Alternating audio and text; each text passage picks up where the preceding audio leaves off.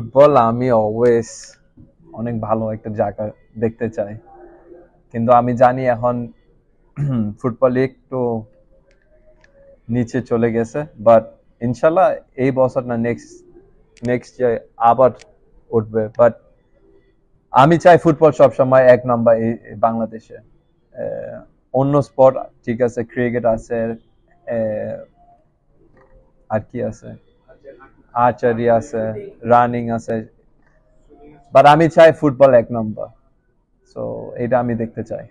আসলে যখন শুরু হয়েছে আমি জার্মানি ছিলাম, ওইখানে আমার কাজ ছিল ইউরো, তো এটা আমি কভার করছি।